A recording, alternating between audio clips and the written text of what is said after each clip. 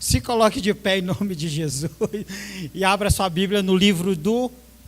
Eu ia falar que ele era profeta, mas não foi, gente. Abra sua Bíblia em Neemias. Neemias. Amém? Hã? Foi copeiro, não foi profeta, mas foi, né? Vamos lá, me ajude, você que é bom de Bíblia. Gênesis, Êxodo, Levítico, Números, Deuteronômio, Josué, Juízes. Não. Juízes, 1ª, 2ª Samuel. Me perdi, cara, depois dos Juízes. Tem Ruth? Sério? Olha aí, gente, agora me pegou, hein? É.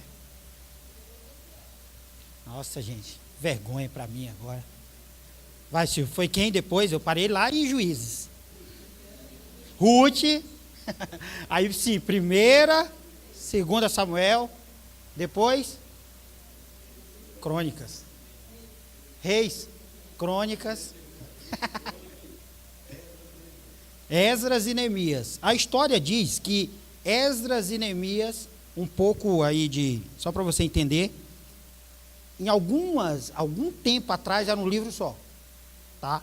Esdras e Neemias foram contemporâneos da mesma época, do mesmo tempo, então para alguns era um único livro, mas para facilitar a leitura, ele se tornou 2 livros. A Septuaginta, que é uma das, né, mais conhecidas que existe, ela é basicamente a continuidade uma da outra, amém? Então você que abriu Neemias, capítulo número 1, 6.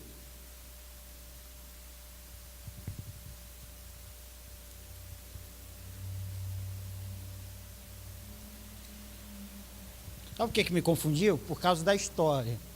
Porque é muito próximo ali do que Daniel, né? Jeremias, Isaías foram todos profetas que... Então eu falei profeta e ficou na cabeça aqui. Eu já ia jogar ele lá para depois dos Salmos. Amém? Todos acharam? Você que está procurando, diga eu estou procurando, pastor. Então, já que todos acharam, diz assim: estejam, pois, atentos os teus ouvidos e os teus olhos abertos para acudires à oração do teu servo, que hoje faço a tua presença, dia e noite, pelos filhos de Israel, teus servos, e faço confissão pelos pecados dos filhos de Israel, os quais temos cometido contra ti, pois eu e a casa de meu pai temos pecado, temos procedido de todo corruptamente contra ti, não temos guardado os mandamentos, nem os estatutos, nem os juízos que ordenastes a Moisés teu servo.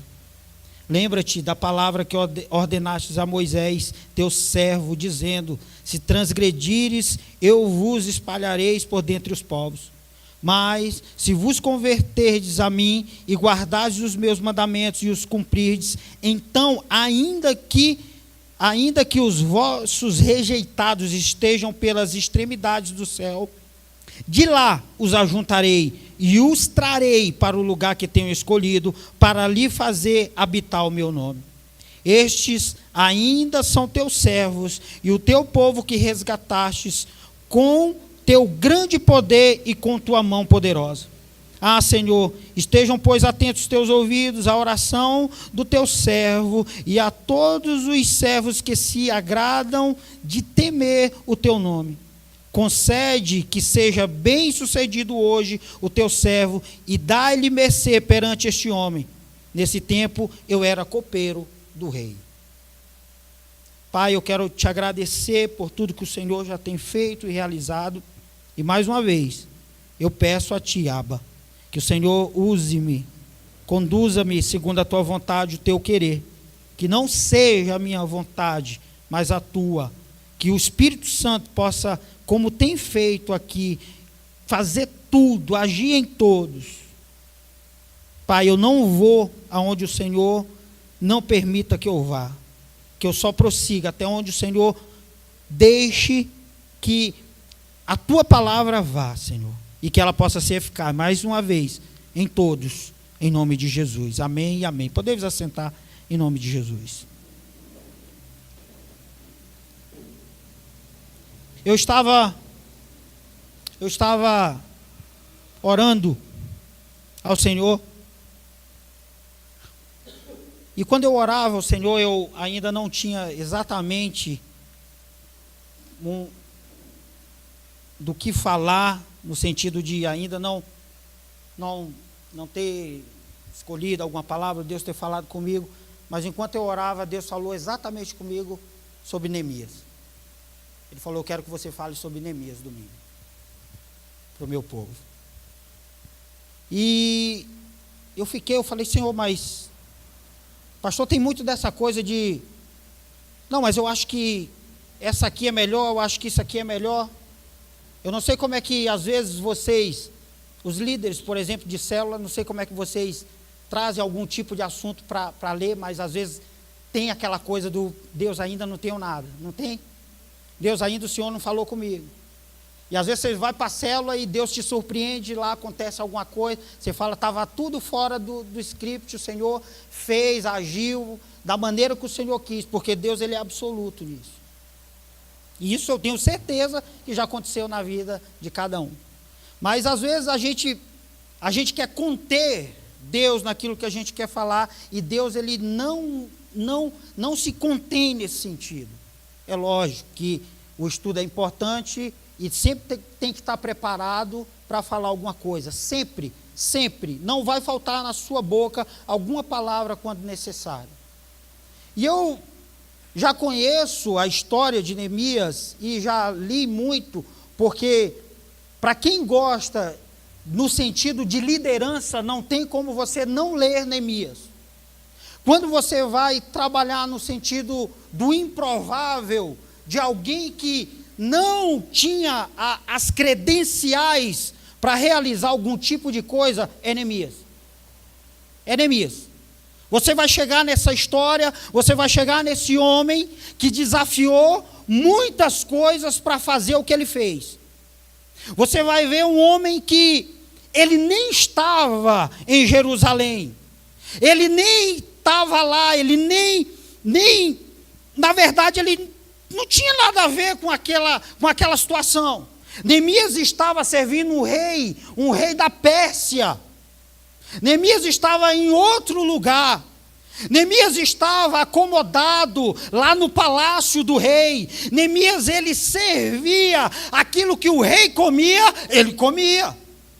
Aquilo que o rei bebia, ele bebia.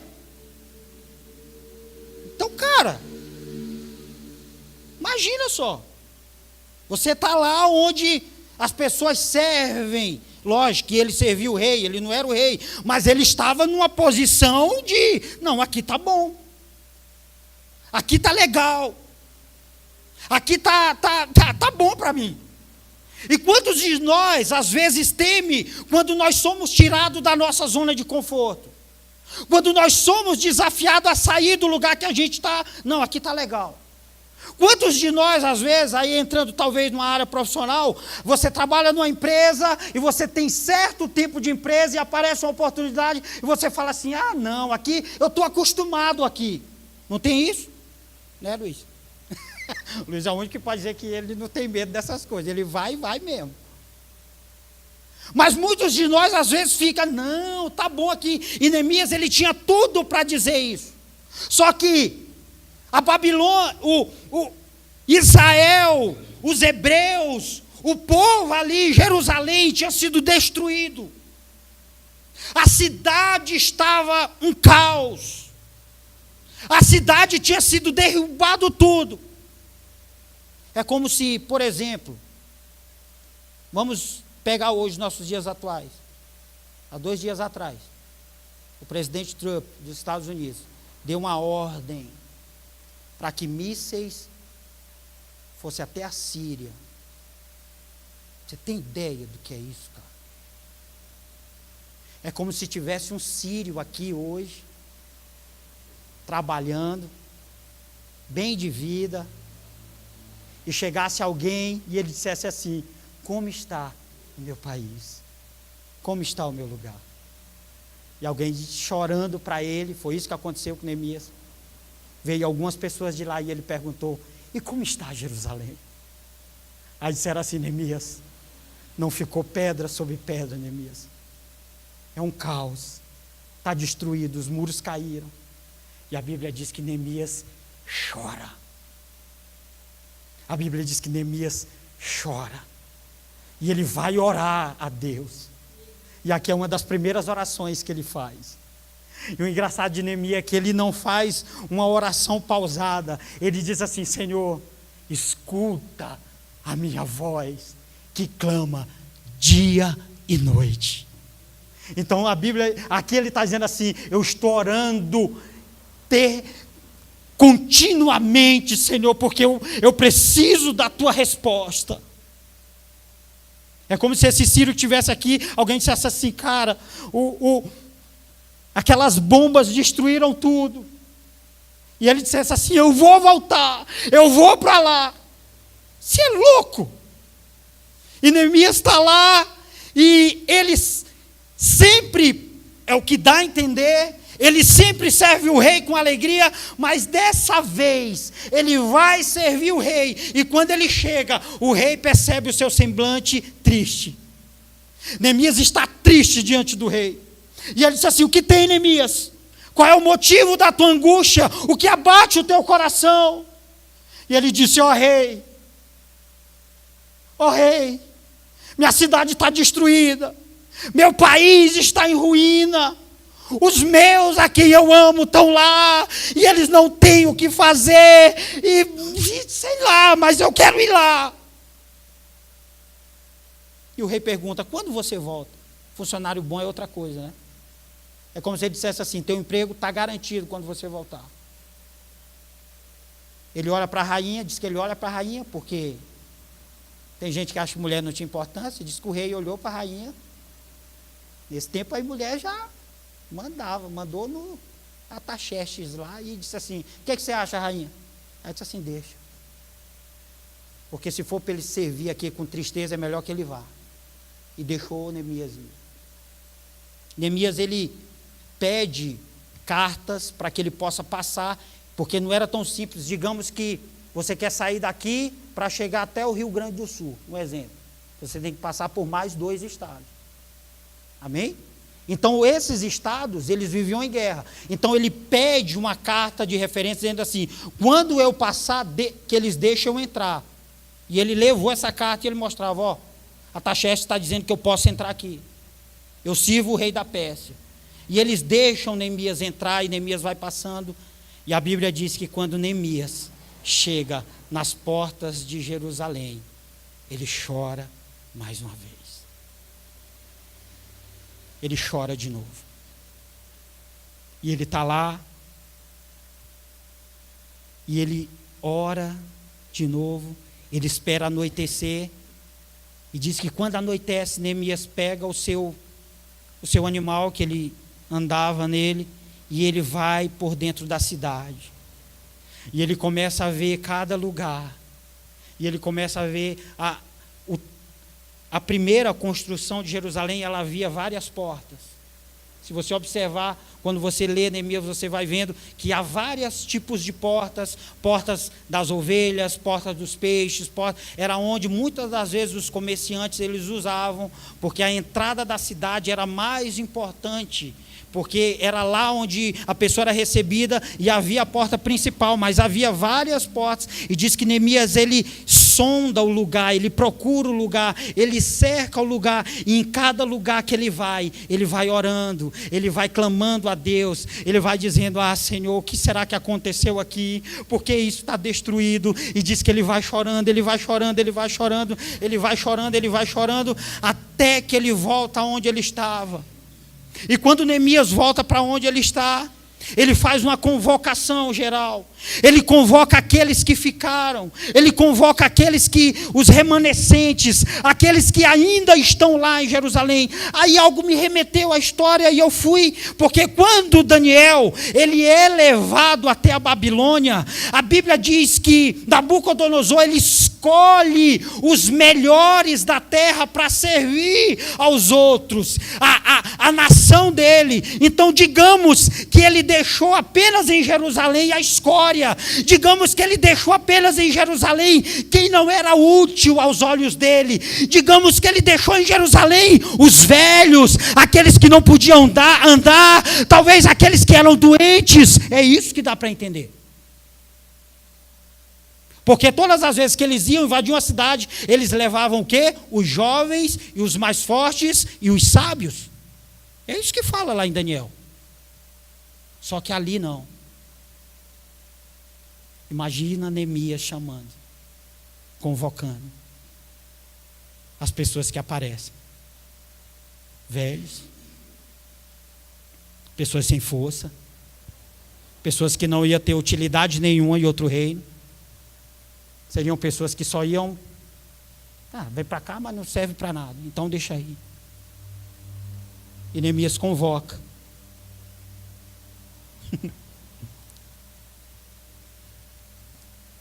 E ele diz assim: então lhes disse: estáis vendo a miséria em que estamos, Jerusalém assolada e as suas portas queimadas. Vinde, pois, reedifiquemos os muros de Jerusalém e deixemos de ser opróbrio, deixemos de ser maldição. É isso que ele está dizendo. Não dá para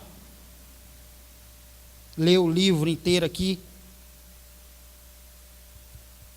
Quando ele fala edifiquemos os muros, eu queria entrar com você aqui em algumas coisas que são importantes para a nossa vida. Eu queria que você analisasse as possibilidades, às vezes, que nos cercam de fazermos algo. Às vezes nós limitamos tanto a nossa capacidade de ajudar. Às vezes nós olhamos tanto a nossa capacidade de ser útil ao próximo, as nossas limitações. Às vezes a gente não imagina o tanto que podemos ser útil ao próximo, porque às vezes nós somos até egoístas. Nós só olhamos para os nossos problemas, nós só olhamos para as nossas condições. Neemias, ele tinha tudo para não ir.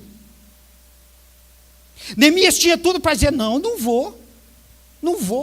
E se você observar, nem foi um impulso dado por Deus para ele ir. Foi ele que tomou a decisão de ir. Não fala assim, olha, e Deus moveu o coração de Neemias, tocou o coração de Neemias para ele ir. E às vezes a gente só quer fazer algo quando Deus toca no nosso coração. E deixa eu dizer algo para você aqui: Deus toca, Deus move, mas às vezes está mais na palavra do que nesse mover espiritual. Às vezes eu sei o que tem que fazer e eu estou orando para Deus: fala comigo. Fala comigo. Para eu não... Você está ligado, né, Deus? O Senhor vai confirmar. E Deus está dizendo assim: para, velho, não vou fazer nada. Você sabe o que tem que fazer. Você sabe o que você pode fazer. Você sabe quem você pode ajudar. Você sabe aonde você pode ir. Para de ficar dizendo para eu te dar arrepio. Para de ficar dizendo para Deus usar fulano ou beltrano para você. Ui, agora eu senti de Deus. E a gente fica esperando, às vezes. Neemias não esperou. Ele foi orar. E uma das coisas que ele entendeu na sua oração, ele disse assim: eu sei que pecamos. Meus pais pecaram. E ele lembra a palavra. Isso é muito louco. E ele lembra a palavra. É como se ele dissesse assim: sabe por que aqui está assim? Porque o Senhor deu uma palavra para Moisés, dizendo: Moisés, se esse povo, Deuteronômio 28, se andares comigo, eu serei com eles, mas se todavia eles me abandonarem, eles vão se repatriar em várias nações. E aconteceu exatamente aquilo que Deus tinha falado para Moisés. Às vezes nós queremos de Deus, não é pecado. Deus quer agir na nossa vida, não é pecado, mas nós temos que servir às ordens de Deus.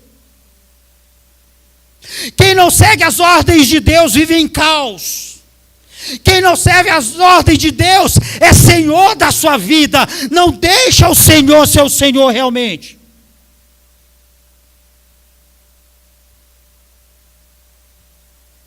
Quando eu deixo Deus me guiar, uma das ordens que Deus deu aqui era que o povo não se misturasse, cara.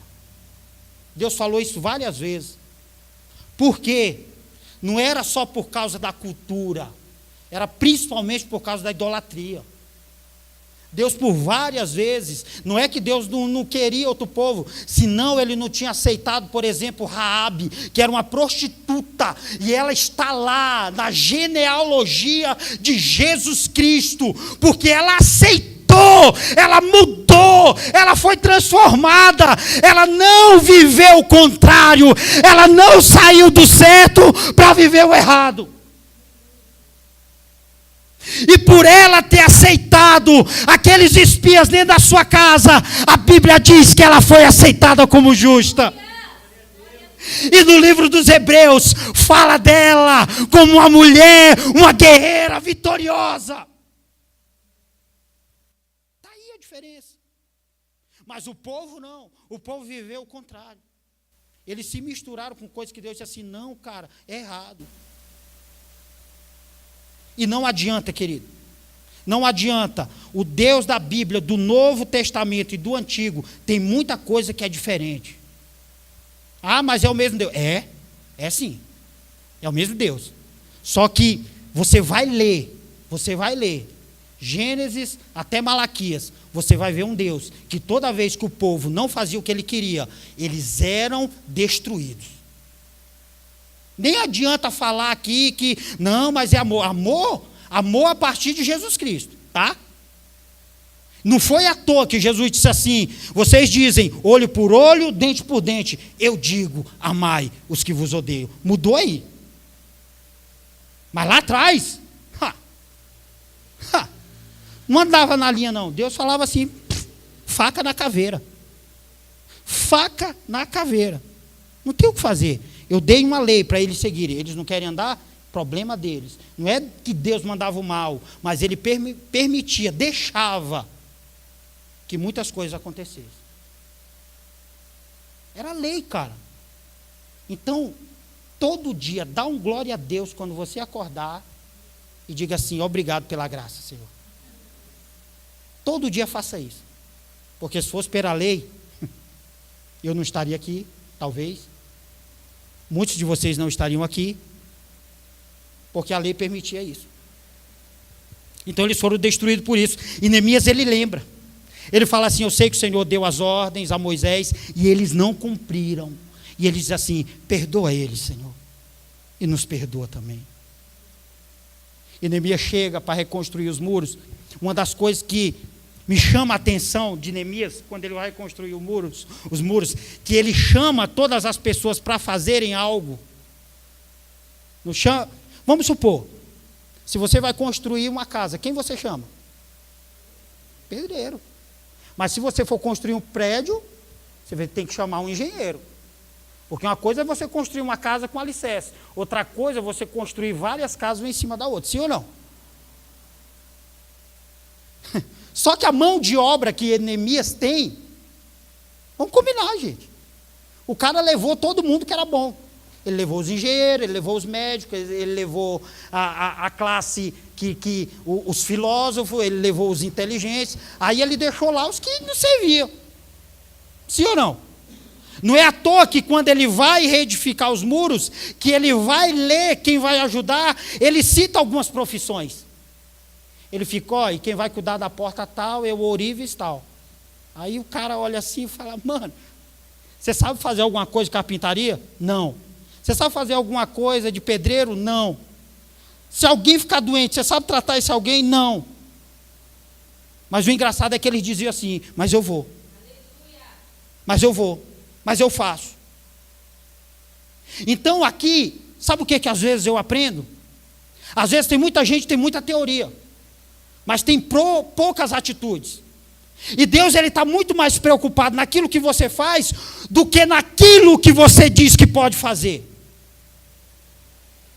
Deus, ele se agrada muito mais se você passar e ver um papel no chão, pegar e colocar no cesto de lixo, do que você dizer assim: ah, eu pegaria esse papel com muito mais excelência, mas você não pegou. Então é inútil às vezes, ouça o que eu estou dizendo, é inútil às vezes a gente ficar com muito blá blá blá e poucas ações. Deus ama aquele que faz. Jesus disse assim: certo homem tinha 2 filhos, e ele dá ordem a um filho para que ele vá até a sua seara, e ele diz assim: vai lá, e chegando lá você vai ter que fazer os trabalhadores assim, assim, assado.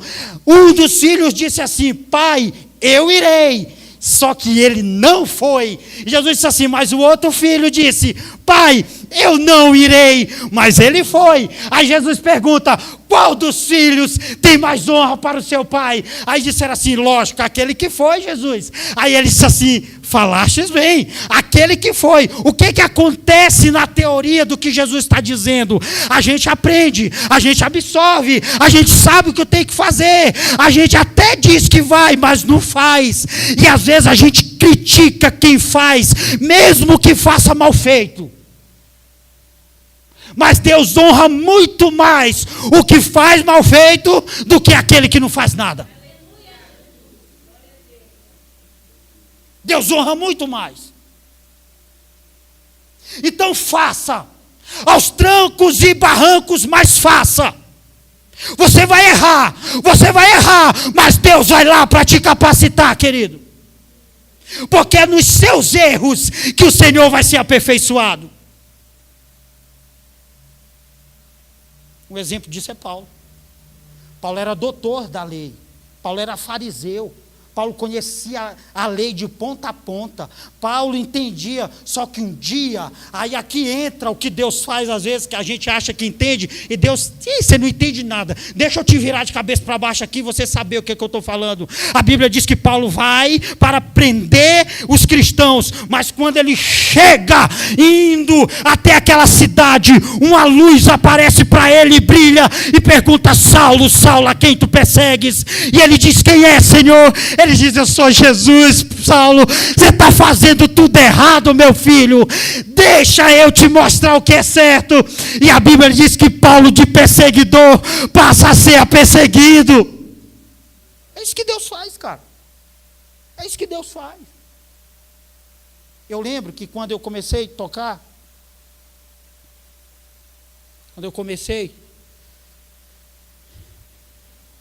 a igreja tinha uma das melhores bandas da cidade. Não era, mãe? Tinha um Tupinambá que namorou com a Cida. O Antônio namorou a Cida. Cida é danada. Olha o dedo durando. E deu uma treta lá e não sei o que, não tem ninguém para tocar. Lembro, cara, lembro.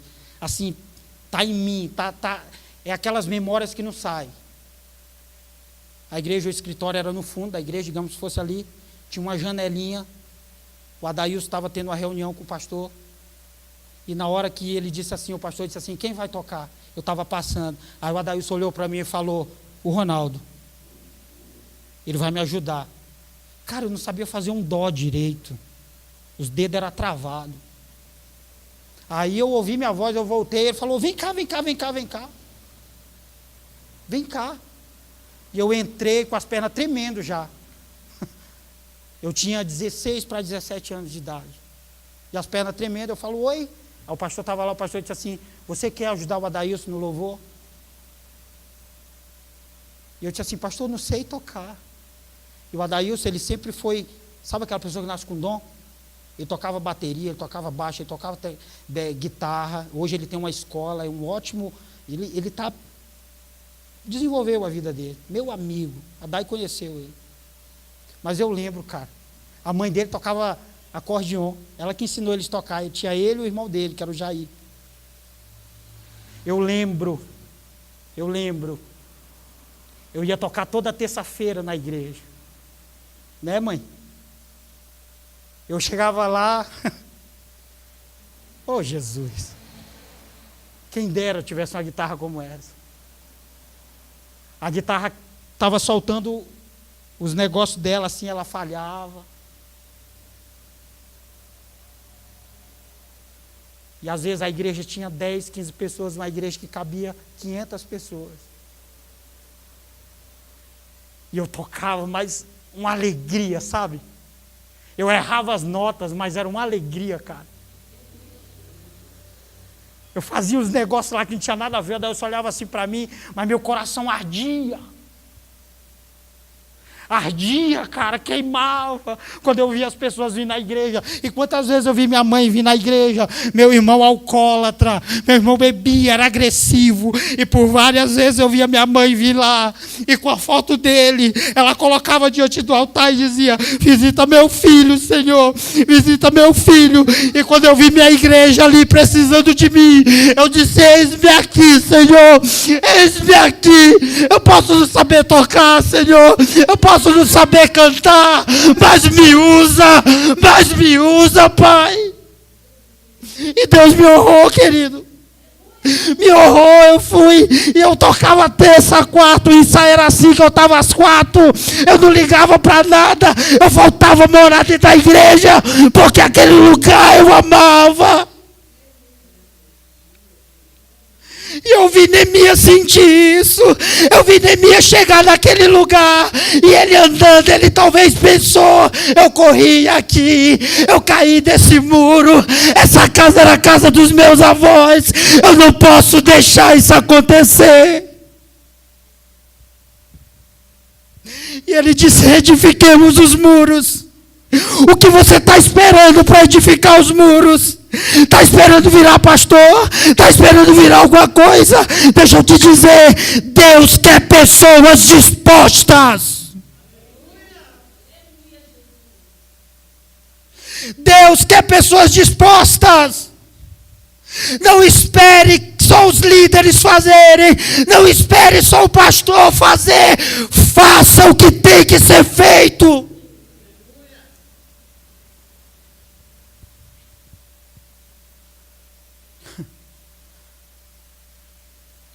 Eu era um dos que ficaram que não serviam.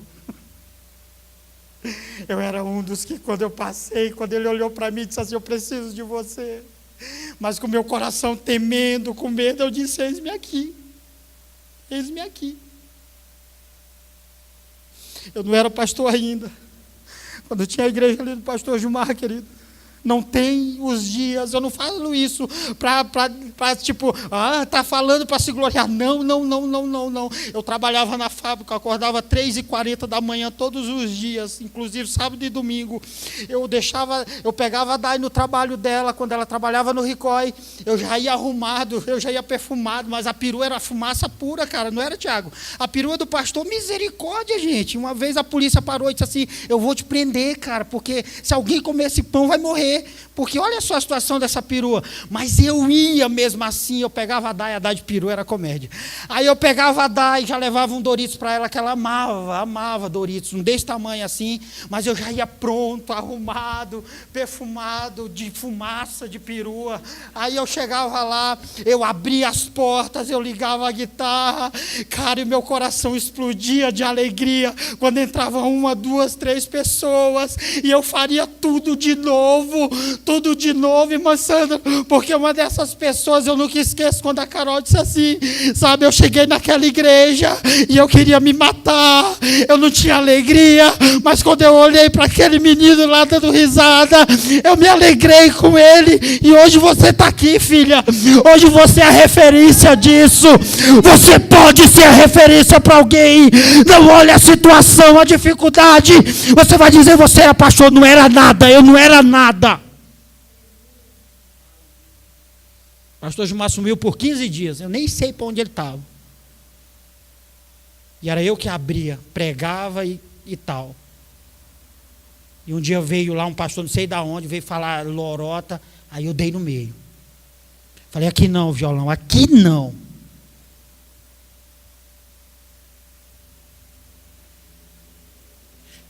Eu não vou nem dizer para você ser como eu, mas seja um Neemias. Tem muita coisa a fazer. Tem muitas pessoas a ajudar. É só você olhar hoje aqui na igreja, quem não veio? Quem não veio? E você hoje chegar na sua casa, sentir sua falta. Sentir sua falta. Ontem eu fiz isso com um monte de gente. Alguns vieram, outros não.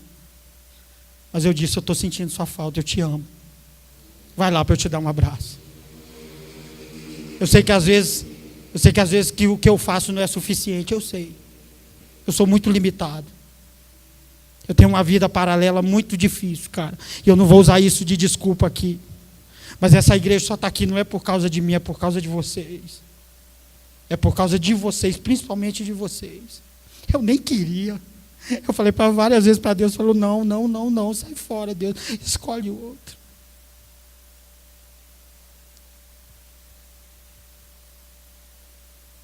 Só que a obra precisa ser feita. E tem você. Quando ele chegou lá que ninguém tem. E você pode até usar. Vou te falar aqui, você pode até usar os seus argumentos para Deus não te usar, mas não vai colar com Deus. Amém? Você pode usar o argumento que for contra Deus, mas não vai funcionar. Sério, sério. E eu te dou aqui alguns exemplos que quebra a banca, assim, que fala assim, cara, se ele fez isso. Vamos lá? Moisés já era velho quando ele voltou para tirar o povo do Egito, não era? E quando ele chegou lá na sarça, ele disse assim, eu não sei falar. O mesmo argumento que eu vou já citar o outro aqui, Jeremias disse. E quando Jeremias disse assim, eu sou apenas uma criança. Deus disse assim, não te preocupes com o que vai falar, porque quem vai colocar as palavras sou eu, Jeremias. Então se você está dizendo assim, eu não sou capaz, então deixa eu dizer aqui, um Deus que é especialista em pegar probabilidades negativas e transformar em probabilidades positivas.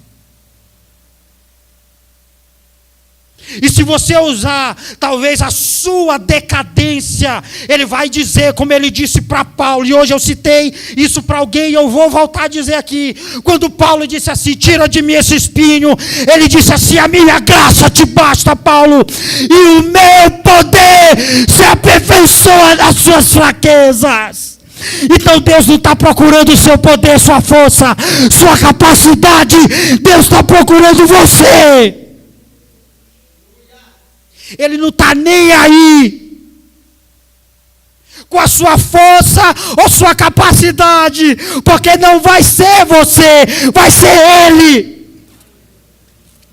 Ele vai pegar você e vai usar você no que for necessário.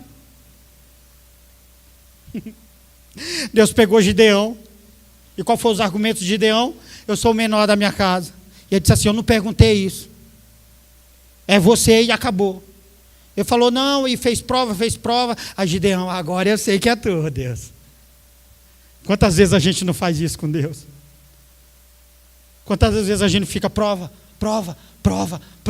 e Deus está dizendo, mais? Mais? Deus pegou um menino, pegou um menino, tirou ele do meio da sua família e levou ele.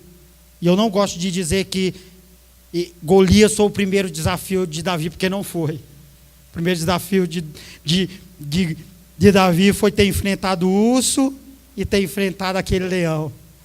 Mas quando ele chegou lá, e eu ouvi essa palavra, meu Deus, e eu falei, glória a Deus por isso. Alguém disse assim, se Golias soubesse, se ele soubesse que Samuel tinha ido até a casa de Jessé, ele não teria lutado contra Davi. Sabe por quê? Qual foi a palavra que Samuel usou para dizer para Davi? Você é o novo rei de Israel. Então não seria um gigante que ia vencer Davi. Não seria uma dificuldade que ia parar Davi. Ele ia passar por cima de tudo e de todos, porque a palavra profética foi lançada sobre ele. Sabe o que acontece hoje na nossa vida? A gente profetiza, a gente fala, só que as pessoas ficam... É para fulano. Não, é para mim. Eu. Eu não sou o menor da minha casa, eu sou o lixo da minha casa.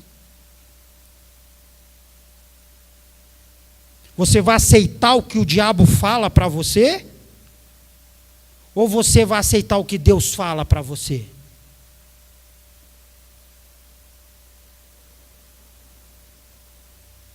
Eu imagino Davi, chegando lá.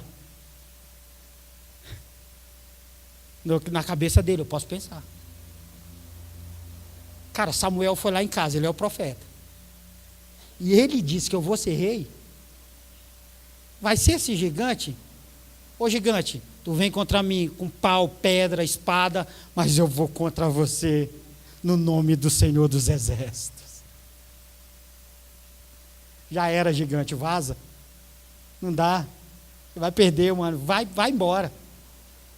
Não, eu vou enfrentar. Beleza, ficou sem cabeça. Ficou sem cabeça.